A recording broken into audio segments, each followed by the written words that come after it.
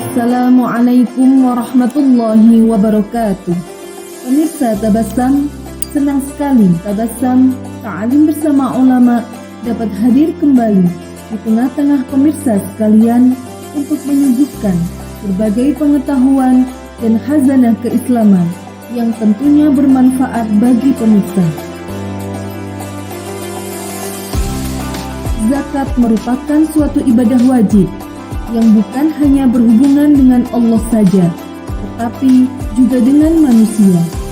Ibadah ini diwajibkan bagi setiap muslim yang sudah balik, merdeka, berakal, dan mempunyai hak kepemilikan atas suatu harta yang sudah mencapai takaran nisab dan masa tertentu.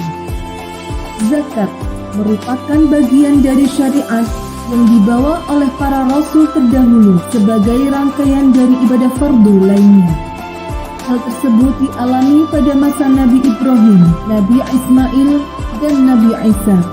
Kemudian pada masa Rasulullah, zakat itu disempurnakan dari segi pemasukan dan penyaluran, serta berapa bagian yang harus dikeluarkan. Seseorang yang menyatakan dirinya beriman haruslah mendirikan sholat dan menunaikan zakat. Inilah yang menunjukkan arti penting keimanan seseorang kepada Allah. Zakat juga merupakan ibadah yang saling beriringan dengan ibadah sholat. Dalil Al-Quran yang memerintahkan didirikannya sholat dan tunaikanlah zakat yang disebut dalam Al-Quran sebanyak 82 kali. Dengan berzakat, maka yang kaya dapat membantu yang miskin. Dana yang terkumpul dari aktivitas ini merupakan suatu potensi yang jika diberdayakan dengan benar akan memberikan efek positif, menjauhkan umat Islam dari kefakiran, sehingga yang kaya tidak menjadi kufur, yang miskin tidak menjadi fakir. Menurut Syekh Yusuf Al-Qardawi, tujuan zakat bagi pihak wajib zakat atau muzaki adalah untuk mensucikan diri dari sifat bakhil, rakus, egois, dan sejenisnya.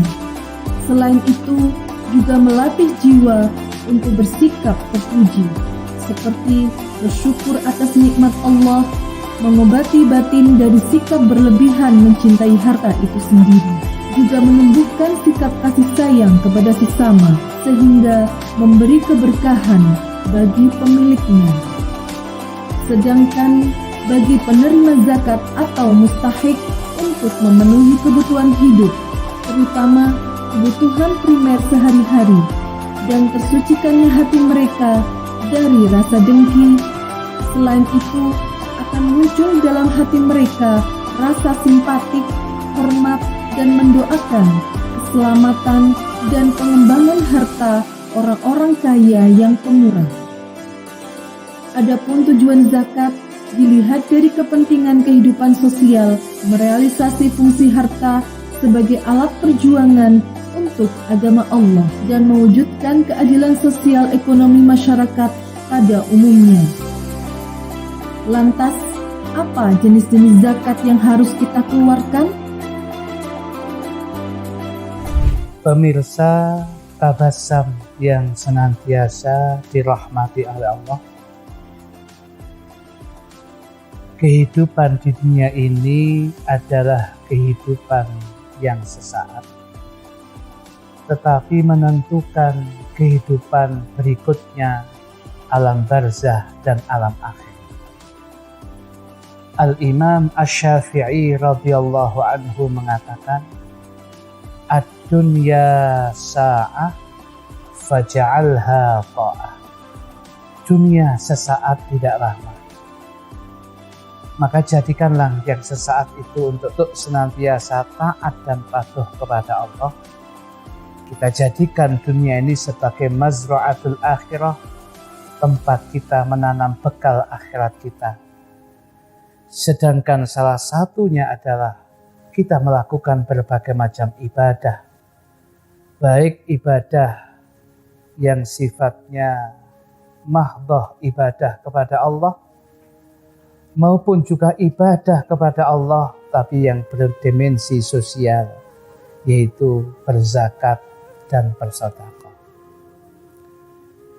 Segenap pecinta tabasam yang senantiasa dimuliakan oleh Allah, dalam ungkapan kitab Fathul Qarib Al-Mujib, Syekh Muhammad Ibn Qasim Al-Ghazi Asy-Syafi'i, dia menjelaskan makna zakat baik lughatan maupun secara istilahan.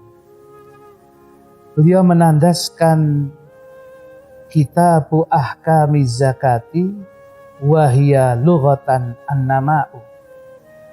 Zakat itu secara tujuan bahasa maknanya adalah an-nama.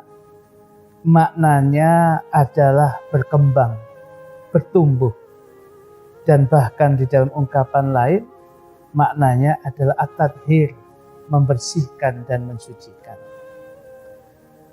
Secara arti letterlek bahasa ini pun ini sudah mengandung sesuatu yang luar biasa. Siapapun yang berzakat, hartanya akan bertambah dan berkembang biak. Siapapun yang berzakat dan bersedekah, hartanya akan disucikan oleh Allah dan menjadi berkah dalam kehidupannya. Sedangkan secara istilah syariatnya, zakat adalah ismun limalin makhsusin, yu'khadhu min malin makhsusin ala wajhin makhsusin, yusrafu li ta'ifatin makhsusatin. Zakat adalah nama untuk harta secara khusus, karena harta kita harus ada syarat-syaratnya, harta pribadi kita, milik kita pribadi, kemudian ada nisab dan haulnya, yang diambil dari harta secara khusus. Dari harta kita yang begitu banyak, hanya diambil 2,5%-nya. Ala wajhin makhsusin, dengan tata cara khusus, ada kaifiyahnya, ada kemudian tata caranya, baru kemudian dikatakan zakat fitrah. Harus ada nisabnya, harus ada haulnya, yang kemudian diberikan kepada kelompok yang khusus pun, yang biasa dalam ungkapan fikih dan dalam ungkapan surat At-Taubah ayat 60 diungkap dengan ungkapan al-asnafu tsamaniyah, 8 kelompok, 8 golongan yang berhak untuk menerima zakat. Segenap pemirsa tabasam yang senantiasa dimuliakan oleh Allah, masih dalam ungkapan kitab Fathul Qarib Al-Mujib, dikatakan bahwasanya zakat itu secara garis besarnya terbagi menjadi 2. Zakatul mal, zakat harta benda, dan yang kedua zakatul fitrah, zakat badan. Sedangkan zakat mal atau harta benda dibagi menjadi 5. Tajibu zakatu fi khamsati asya. Wajiblah menunaikan zakat mal, harta benda, pada 5 perkara. Yang pertama adalah al-mawashi, hewan-hewan ternak. Itu pun dibatasi hanya sebatas hewan ternak saja. Yang hewan ternak ini dikhususkan adalah unta, sapi, dan kambing. Yang kedua adalah wal afmanu, ya, maknanya adalah yang dimaksudkan dengan ini adalah al-fiddah wal dhahab. Al-dhahab wal fiddah maknanya adalah emas dan perak. Sedangkan yang ketiga adalah az-zuru, ya. Yang dimaksud dengan ungkapan zuru ini adalah tanaman-tanaman makanan yang memberikan kekuatan, yang biasa kita sebut dengan makanan pokok. Mungkin padi, mungkin jagung, dan sebagainya. Dan yang keempat adalah wathimar, buah-buahan. Yang dalam mazhab Syafi'i cuma 2, kurma dan anggur. Dan yang kelima, wa'urudut tijarah, yaitu barang-barang dagangan dengan berbagai macam bentuknya. Sahabat-sahabat, pemirsa Tabasam yang senantiasa dimuliakan oleh Allah.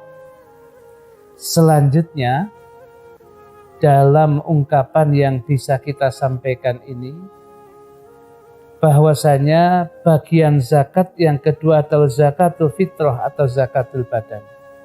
Ini pun juga perlu kita mengetahui kapan kemudian seseorang itu kemudian diwajibkan untuk zakat fitrah. Masih dalam ungkapan kitab Fathul Qorib Al-Mujib, seseorang diwajibkan untuk mengeluarkan zakat fitrah dengan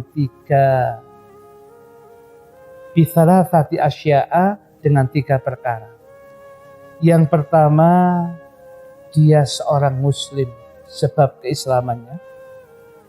Yang kedua, wa bi ghurubi syamsi min akhir yaumin min syahri Ramadan, dengan sebab tenggelamnya matahari di akhir hari dari bulan Ramadan. Artinya akhir Ramadan dia masih hidup, awal Syawal dia masih hidup, dia diwajibkan untuk menunaikan zakat fitrah. Sedangkan yang ketiga, wa wujudil fadli an qutihi wa quti iyalihi fi dzalikal yaum, adanya kelebihan makanan pokok yang dimakan oleh malam dan hari itu oleh keluarganya di malam hari raya Idul Fitri dan paginya. Apabila 3 hal ini kemudian ada pada diri seseorang, dia wajib mengeluarkan zakat fitrah.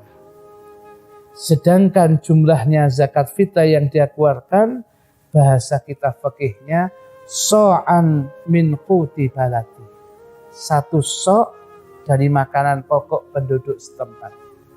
Sedangkan ungkapan 1 so' ada beberapa hitungan. Dalam kitab At-Tadhhib fi Adillati Matnil Ghayah wa Taqrib, Dr. Mustafa Dib Al-Bugha menandaskan 1 so' itu 2,4 kg.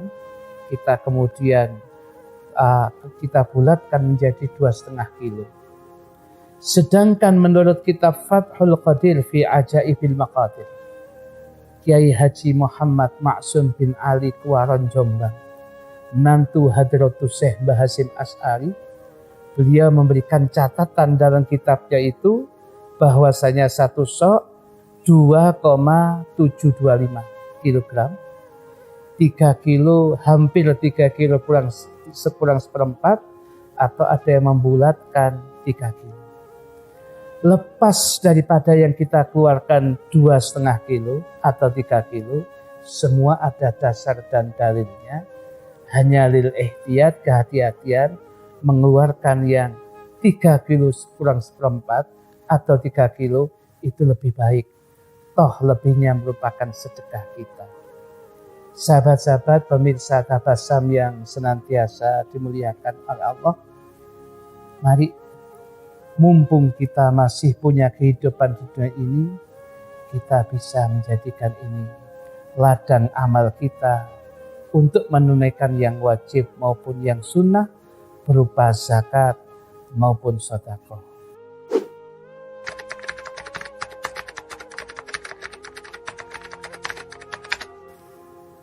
Baik, ketika seseorang ini syaratnya sudah harus mengeluarkan zakat, terpenuhi, tetapi dia tidak mengeluarkan zakat, hukumnya tentunya dia melanggar sesuatu yang wajib, yang pasti dosa. Dan ketika dia belum mengeluarkan, berapa kali, berapa tahun dia tidak mengeluarkan, itu menjadi dhamanah, menjadi tanggungan bagi dia suatu saat untuk dikeluarkan zakatnya.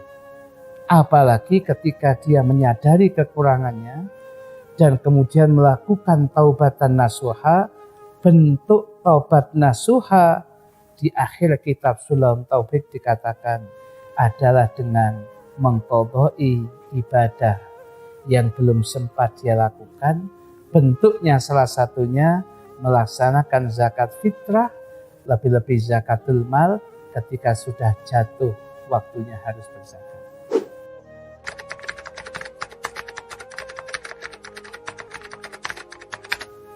Ada satu ungkapan hadis Nabi Muhammad SAW. Kita kutipkan dalam kitab Hadis Bulughul Maram, Babu Shadaqatil Fitri, hadis yang ke-646,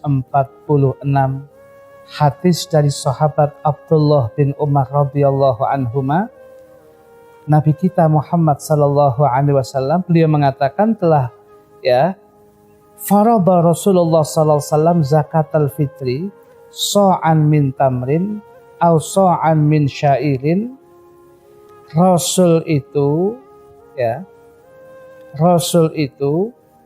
mewajibkan kepada kita mengeluarkan zakat fitrah, 1 sok berupa kurma, 1 sok berupa gandum.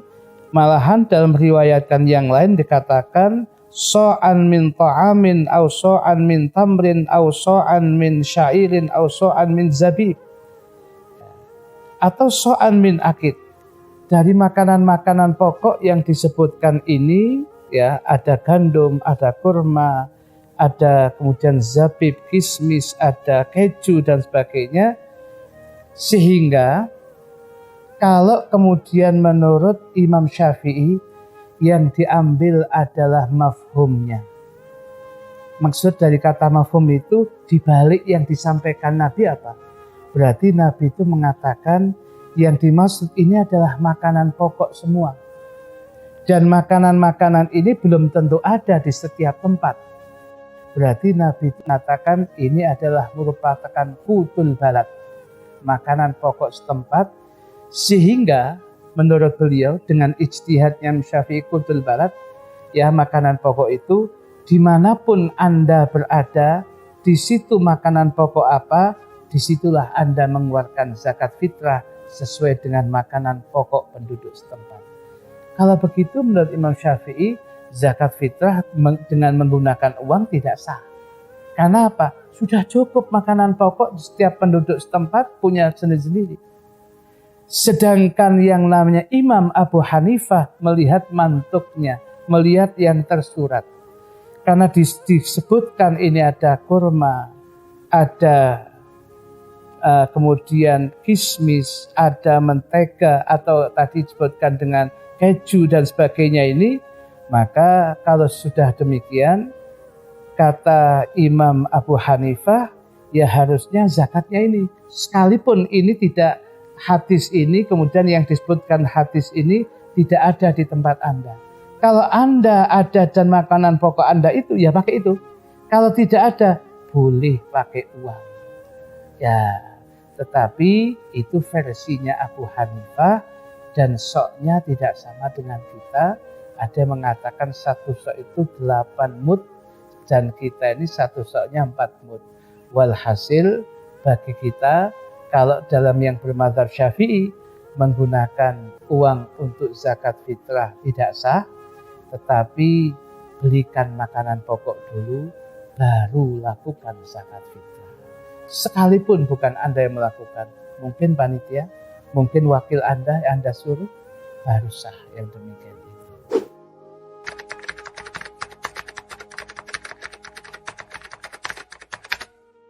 Ada satu ungkapan yang menjadi renungan kita, agar kita ini menjadi orang-orang yang senang berzakat ketika sudah jatuh waktunya, atau senang sedekah kapanpun kita berharap dan mampu. Maka tipsnya yang pertama, kita harus tahu bahwasanya apa yang kita sedekahkan di jalan Allah itulah hakikatnya harta kita sesungguhnya.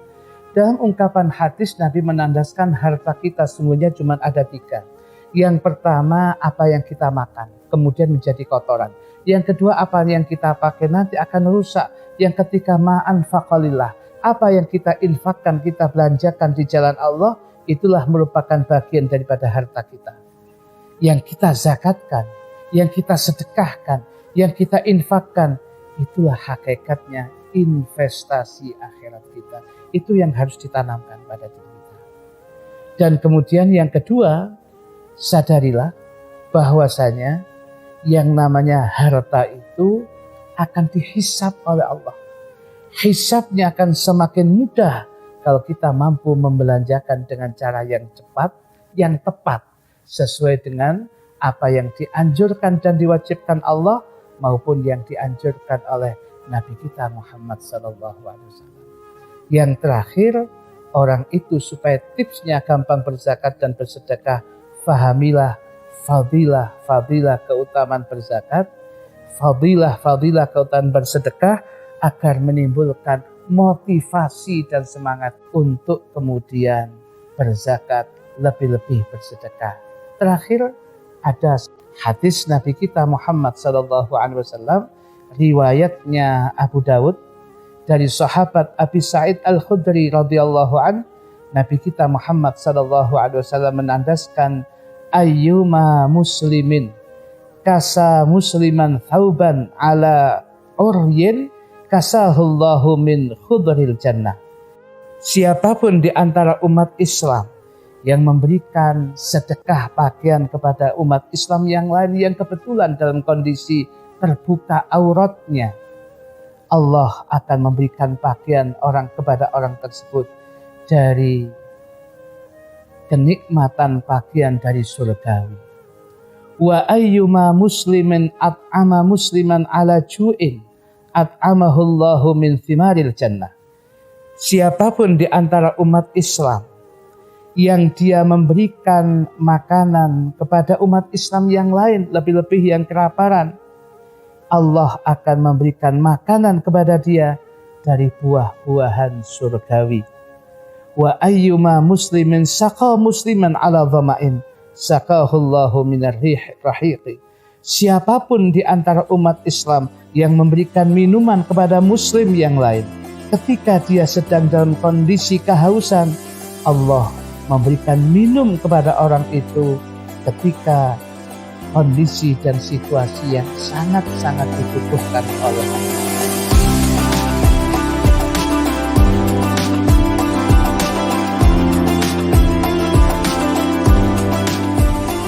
Pemirsa Tabassum, bagi orang miskin, dana zakat itu akan mendorong dan memberi kesempatan untuk berusaha dan bekerja keras, sehingga pada gilirannya akan berubah dari golongan penerima menjadi golongan pemberi zakat.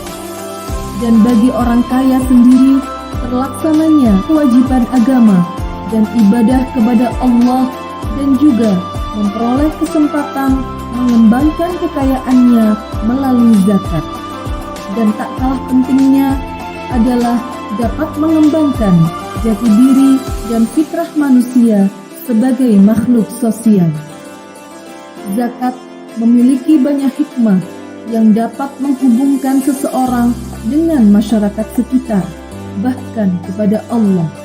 Di antaranya menolong, membangun, dan membina kaum du'afa dalam memenuhi kebutuhan pokok hidupnya, menghindarkan kaum du'afa dari prasangka iri hati, dengki, dan benci dari orang-orang yang berkecukupan yang ada di sekitarnya, dapat menyatukan dengan memunculkan adanya rasa tanggung jawab dalam membantu saudara-saudaranya yang membutuhkan uluran tangan, dapat membersihkan diri dari dosa dengan berakhlak mulia seperti sifat murah hati, kemanusiaan, serta menghilangkan sifat kikir dan serakah, mewujudkan tatanan masyarakat yang rukun, damai, harmonis, dan sejahtera, hingga terciptalah sebuah masyarakat madani yang baldatun, thayyibatun, wa rabbun ghafur.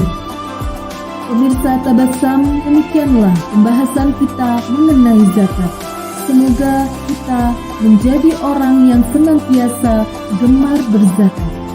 Wassalamualaikum warahmatullahi wabarakatuh.